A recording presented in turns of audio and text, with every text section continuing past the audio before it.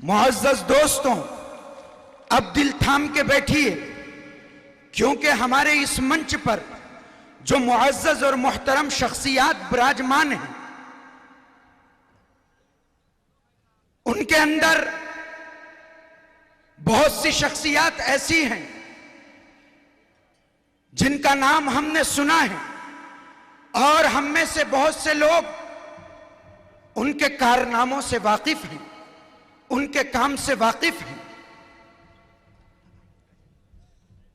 आली जनाब आदरणीय सम्माननीय वामन मिश्राम जी साहब, ये भारत मुक्ति मोर्चा के सदर हैं, इतिहास के जानने वाले हैं, ब्राह्मणवाद के खिलाफ तकरीबन 40 साल से ये संघर्ष कर रहे हैं कि दबी कुचली इंसानियत और मजलूम अशखास को कैसे हक मिले। पूरे मुल्क के भारत में यह इंसानियत की आवाज है। मैं उनके तहनीयत में और इस्तकबाल में एक शेर पढ़ता हूं और इससे उनको दावत देता हूं। हम ये नहीं कहते कि हम तुझसे बड़े हैं, लेकिन ये बहुत हैं कि तेरे साथ खड़े हैं। हम ये नहीं कहते कि हम तुझसे बड़े हैं, लेकिन ये बहुत हैं कि तेरे साथ खड़े हैं। अल्लाह मेरा बाग बिखरने से बचाना, कुछ फूल भी कांटों की हिमायत में खड़े हैं। बरसरे माइक माननीय आदरणीय वामन मिश्राम जी साहब, पुरजोर तालियों से इनका इस्तकबाल कीजिए।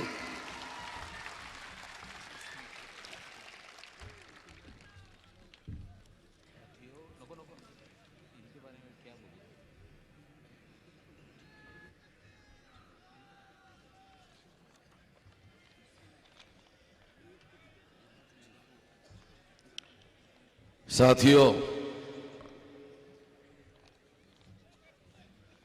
काफ़ी वक्त हो गया है, इसलिए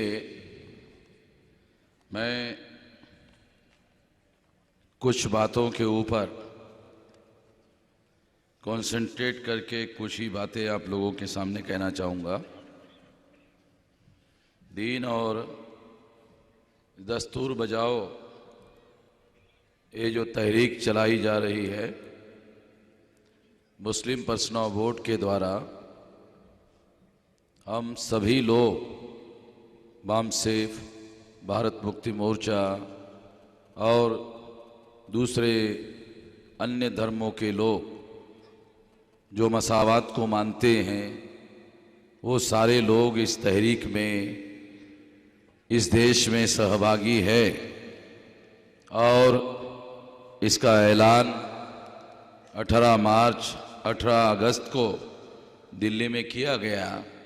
तो उसके द्वारा जो दीन और दस्तूर, ये जो अभियान शुरू किया गया है, दीन और दस्तूर बचाओ अभियान, तो इसमें मैं दस्तूर के रेफरेंस में, संदर्भ में कुछ कहना चाहूँगा। दीन के रेफरेंस में कुछ बातें आप लोगों के द्वारा और दूसरे धर्म के मानने वाले लोगों के द्वारा आप लोगों के सामने बातें आई हैं। साथियों, 26 जनवरी 1950 को इस देश में, इस देश का दस्तूर अमल में लाया गया और अमल में लाने के बाद यह ऐलान किया गया कि इस देश में समता, स्वतंत्रता, बंधुता और न्याय पर आधारित समाज और राष्ट्र का निर्माण किया जाएगा। ये वादा कोई साधारण वादा नहीं था।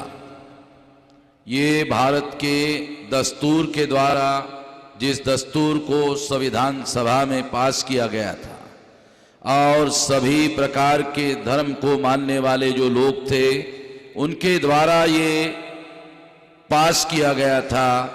और जो समाजी इकाइयाँ, जो वंचित लोग थे, जो मजलूम लोग थे, उनके द्वारा भी इस दस्तूर को माना गया, स्वीकार किया गया और 26 जनवरी 1950 को इसे लागू किया गया। साथियों, जब ये ऐलान किया गया कि इस देश को समता, स्वतंत्रता, बंधुता और न्याय पर आधारित समाज और राष्ट्र का निर्माण किया जाएगा, तो ये बहुत अच्छी बात थी और बहुत सारे लोगों को उनके दुखों पर मरहम लगाने वाली बात थी और सभी लोगों को खुश करने वाली बात थी। मगर उस दस्तूर पर जो अमल किया गया वो बहुत दुखदाई बात है।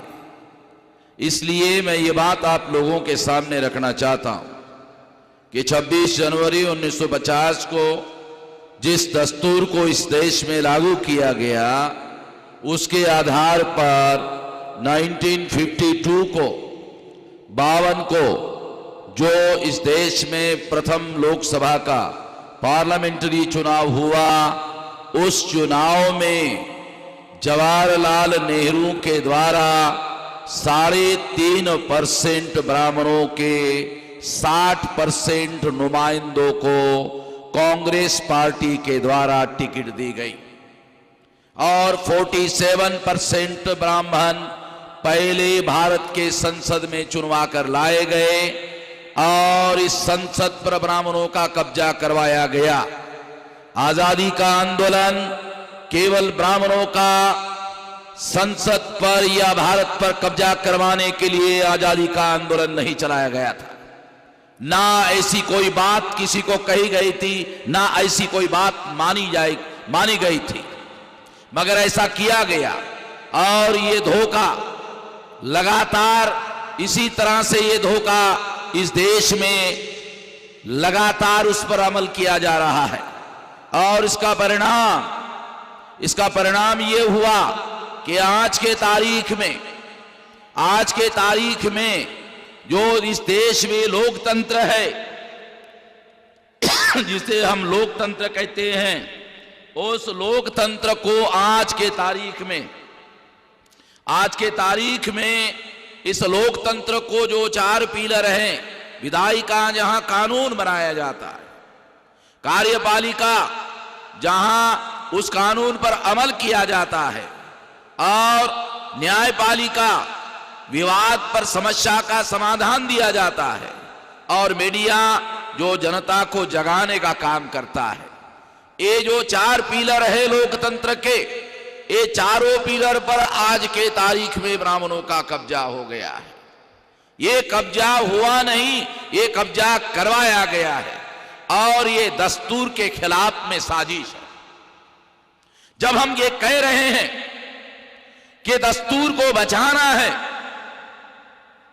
तो इसका मतलब है दस्तूर के विरोध में साजिश हुई, तब तो बचाने की बात हम लोग कर रहे हैं।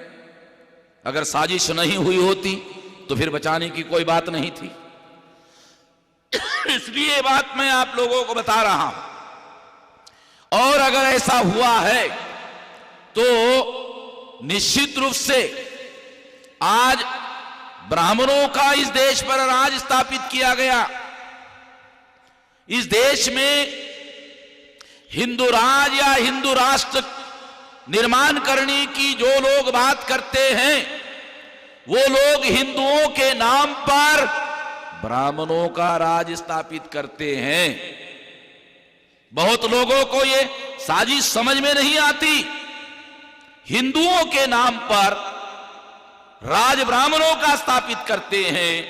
ये काम किया गया, इसके सारे दस्तावेजी सबूत सरकारी दफ्तरों में उपलब्ध है और ये सरकारी दफ्तरों से हम लोगों के पास भी दस्तावेजी सबूत है। उसके आधार पर यह बात मैं आप लोगों को कह रहा हूं।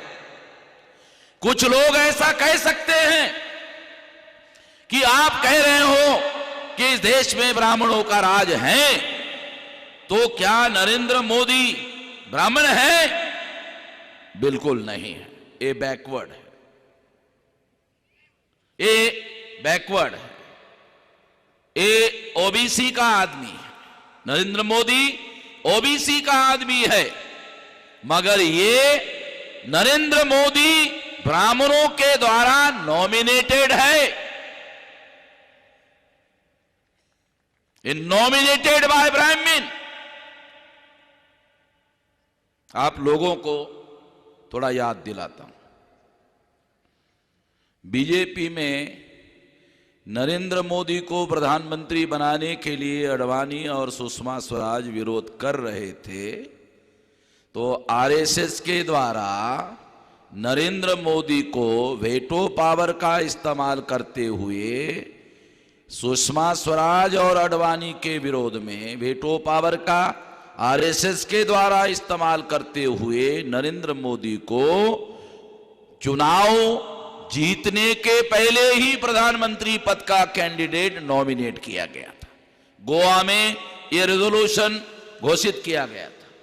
ये डॉक्यूमेंट्री एविडेंस अखबारों में, टीवी में उस समय आई थी। आप लोगों को याद दिलाने के लिए बोल रहा हूं, क्योंकि हमारी यादें बहुत कमजोर होती है, इसलिए थोड़ा बता रहा हूं कि ये आरएसएस के द्वारा नॉमिनेटेड पीएम है, ये रियल पीएम नहीं है, ये नॉमिनेटेड पीएम है।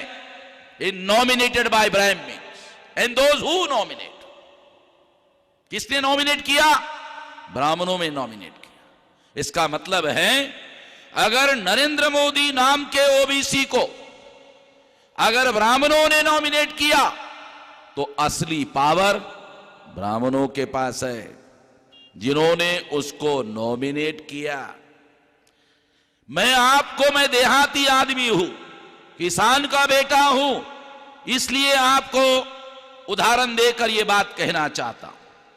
जब खेतों में फसल आती है तो पंछी आते हैं और फसल के दानों का नुकसान करते हैं, तो किसान जो अनपढ़ होता है वो लकड़ियों में फटे पुराने कपड़े डालता है और फटे पुराने कपड़े डालकर एक फटा पुराना किसान खड़ा करता है और उसको खेती में जाकर गाड़ देता है। ऐसा गाड़ देता है, आप लोगों को भी मालूम होगा, ऐसा गाड़ देता है। और दूसरे दिन पंछी आते हैं और एक पंछी दूसरे पंछी को कहता है, देखा किसान है। किसान तो है नहीं, मगर एक पंछी दूसरे पंछी को कहता है, देखा किसान है। एक पंछी दूसरे पंछी को कहता है किसान है, मैं कहता हूं नरेंद्र मोदी है।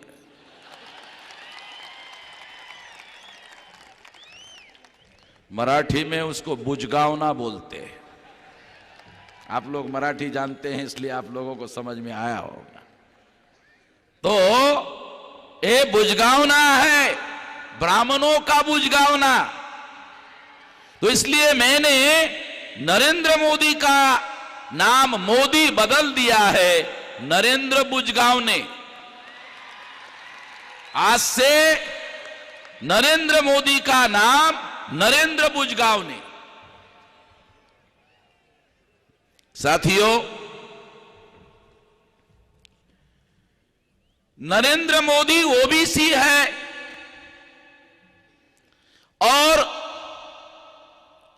जब ओबीसी की जाति आधारित गिनती का मामला आया, गिनने का मामला आया, तो ओबीसी का होने की वजह से लोग ये उम्मीद करते थे कि नरेंद्र मोदी ओबीसी की जाति आधारित गिनती करने का आदेश देंगे। मगर नरेंद्र मोदी ने इसके विरोध में निर्णय किया और जाति आधारित गिनती को रोकने का आदेश दिया।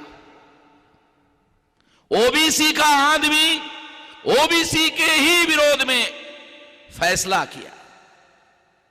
लोग कहते हैं कि नरेंद्र मोदी बहुत धाकड़, बहुत हिम्मत वाला आदमी है, बहुत शक्तिशाली है, और वो खुद कहता भी है कि उसका 56 इंच का छाती है, और अगर 56 इंच का नरेंद्र मोदी को छाती है तो ओबीसी की जाति आधारित गिनती करने के लिए उसको किसका डर लगता है? किसको डर लगता है उसको? वो प्रधानमंत्री है, उसके पास सारी ताकत है, तो किसका डर लगता है उसको? किसका डर लगता है? थोड़ा मैं आपको बताता हूं, थोड़ा उदाहरण बताता हूं। नरेंद्र मोदी वाराणसी गए और वाराणसी जाकर कहा, गंगा मेरी मां है। तो लोगों ने कहा उसके मां का नाम गंगा होगा, छोड़ जाने दो। होता है, क्योंकि हमारे देश में गंगा नाम महिलाओं का होता है, कोई काल्पनिक बात नहीं कह रहा हूं। लोगों ने कहा होता है, मां का नाम होगा। फिर उसने कुछ दिन के बाद कहा, भारत माता मेरी मां है। तो लोगों ने कहा क्या कह रहा है भाई ये आदमी? फिर कुछ दिन के बाद कहा, भाजपा मेरी मां है। लोगों ने कहा इसके तरफ ध्यान देना जरूरी नहीं है, फालतू। मथुरा में गया, मथुरा में गंगा नदी नहीं है, जमुना है, तो कहा जमुना मेरी मां। तो लोगों ने कहा चार चार मां हो गई भाई, चार चार मां हो गई है। एक तो बाप तो होना चाहिए, बगैर बाप से कैसे पैदा हो गया? मां के ही बारे में बोल रहा है, बाप के बारे में बोल ही नहीं रहा है। एक तो बाप तो होना चाहिए। दिल्ली में पिछले साल की बात है, आरएसएस की मीटिंग हुई, तो नरेंद्र मोदी प्रधानमंत्री के हैसियत से सारा मंत्रिमंडल लेकर आरएसएस के मीटिंग में मोहन भागवत और आरएसएस के सामने शरणागत हो गया। तब हमें पता चला कि नरेंद्र मोदी का बाप कौन है, पता ही नहीं था। और वो छुपा रहा था, हमको पता नहीं चल रहा था बाप कौन है कौन है कौन है। चर्चा शुरू हुई तो पता चला, जब वो सारा मंत्रिमंडल लेकर गया तो पता चला अच्छा वो बाप है। संविधान में लिखा हुआ है कि देश का एक प्रधानमंत्री होगा, उसका मंत्रिमंडल होगा, मंत्रिमंडल की सलाह से देश का प्रधानमंत्री देश का कारोबार चलाएगा और संविधान के प्रति जवाबदेह होगा, संविधान के दायरे में फैसले करेगा और पार्लियामेंट के प्रति, संसद के प्रति अकाउंटेबल होगा, जवाबदेह होगा। संविधान में कहीं पर भी लिखा हुआ नहीं है आरएसएस के प्रति जवाबदेह होगा। मैं खास बात आप लोगों को बताना चाहता हूं, कहीं पर लिखा हुआ नहीं है कि आरएसएस के प्रति संसद के बाहर प्रधानमंत्री जवाबदेह होगा। मगर देश के प्रधानमंत्री ने संविधान की अवहेलना की, शपथ लेकर, संविधान की शपथ लेकर संविधान के विरोध में काम किया। इसलिए यह कहा जा सकता है कि संविधान के विरोध में इस देश में साजिश हो रही है, संविधान को खतरे में डाला जा रहा है। देश का प्रधानमंत्री गंगा की आरती कर रहा है। क्या चुनाव के पहले गंगा की आरती करने के लिए मुझे प्रधानमंत्री बनाओ, ऐसा कहा था? प्रधानमंत्री देश के संविधान से बंधा हुआ होता है और सभी भारतवासियों का प्रधानमंत्री होता है, किसी एक धर्म को मानने वाले का प्रधानमंत्री नहीं होता है। और अगर ऐसा है तो मैं ये मानता हूं कि नरेंद्र मोदी को अपने धर्म पर अमल करने का भारत के संविधान के अनुसार पूरा अधिकार है। मगर प्रधानमंत्री नरेंद्र मोदी को प्रधानमंत्री बनकर आरती करने का अजीब बात है।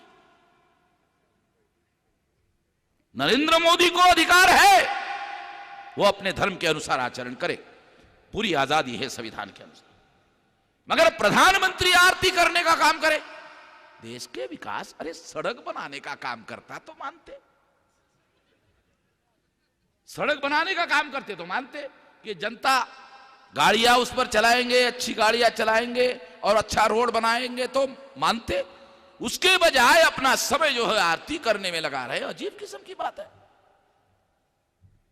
साथियों, मैं ये बात इसलिए बता रहा हूं कि धीरे धीरे संविधान को बाईपास करके इस देश में सारा कारोबार चलाने का मामला चलाया जा रहा है और हम इसके विरोध में हैं और इसी वजह से संकट निर्माण हुआ है। अगर मुसलमानों के साथ संकट निर्माण हुआ है तो दस्तूर पर अमल ना होने के नतीजे की वजह से हो रहा है। और इतना ही नहीं, बल्कि मैं ये कहना चाहता हूं कि दूसरे जो धर्म के लोग हैं, मुसलमानों के अलावा, उनके सामने भी इसी वजह से संकट खड़ा हुआ है। और जो शेड्यूल कास्ट, शेड्यूल ट्राइब और बैकवर्ड क्लासेस के लोग हैं, उन लोगों के अधिकारों के विरोध में भी षड्यंत्र हो रहा है।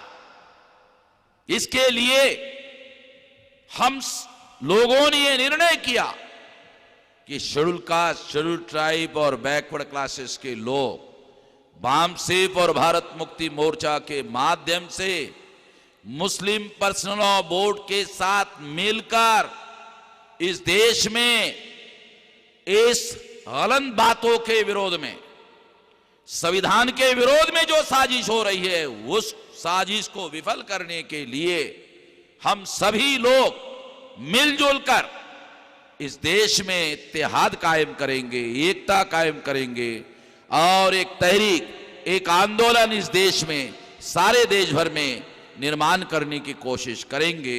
इसके लिए मुस्लिम पर्सनल लॉ बोर्ड के द्वारा पहल करके जो काम शुरू किया गया है वो धन्यवाद के पात्र हैं और हम उस तहरीक में वामसेफ भारत मुक्ति मोर्चा पूरे जद्दोजहद के साथ, पूरे ताकत के साथ हम लोग उसमें जुट रहे हैं। मैं आप सभी लोगों को ये आश्वस्त करता हूं कि हम पूरी ताकत के साथ इसमें संगठन के शक्ति के साथ जुड़ेंगे।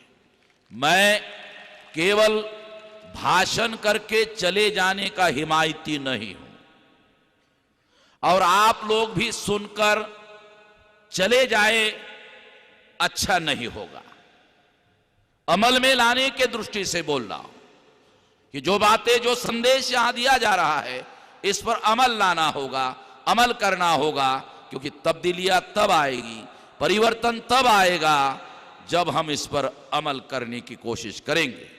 वामसेफ भारत मुक्ति मोर्चा के द्वारा ऐसे कार्यक्रम हमने निर्णय किया, 100 कार्यक्रम अपने पैसे से, वामसेफ भारत मुक्ति मोर्चा के पैसे से 500 कार्यक्रमों में 100 कार्यक्रम हम वामसेफ भारत मुक्ति मोर्चा के द्वारा ऑल इंडिया में 25 राज्यों में लगाएंगे।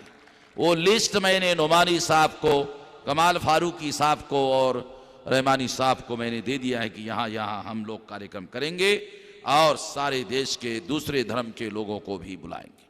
मैं एक और बात भी आप लोगों को कहना चाहता हूं कि और भी बहुत सारे छोटे छोटे धर्म के लोग हैं जो ब्राह्मणवाद से सताए हुए हैं, दुखी है, उन लोगों को भी इस तहरीक में शरीक करवाने की कोशिश करूंगा। मेरे उन लोगों के साथ भी लिंक है, संबंध है, उनको भी शामिल करवाऊंगा। इसके अलावा SC ST OBC के कुछ संत हैं, उन लोगों के साथ भी मेरे बहुत नजदीकी रिश्ते हैं। उन संतों को भी मैं कोशिश करूंगा कि अगले बार जब कोई कार्यक्रम होगा तो कुछ संत लोगों को भी इस तरह के कार्यक्रम में मैं लाऊंगा, ताकि आप लोगों को यह पता चले कि अब ये धीरे धीरे ये तहरीक जो है ये आगे पूरे ताकत के साथ आगे बढ़ रही है और जनशक्ति के साथ में हम लोग इस देश में पूरी जनशक्ति को इकट्ठा करेंगे और उसके आधार पर इस देश में इंसाफ को कायम करने की कोशिश करेंगे। कमजोर इंसाफ कायम नहीं कर सकता। मजलूम इंसाफ कायम नहीं कर सकता। अगर मजलूम सारे इकट्ठा होकर ताकत इकट्ठा करे तो ताकत के बल पर इंसाफ कायम किया जा सकता है। रोकना होगा जालिमों को। जालिम काबिज हो गया है, जालिमों को रोकना होगा और जनशक्ति के आधार पर ताकत इकट्ठा करके उनको रोकना होगा। इसके लिए आप सभी लोगों का साथ सहयोग अपेक्षित है। आपने मेरी बात ध्यान से सुनी, इसके लिए आभार, धन्यवाद।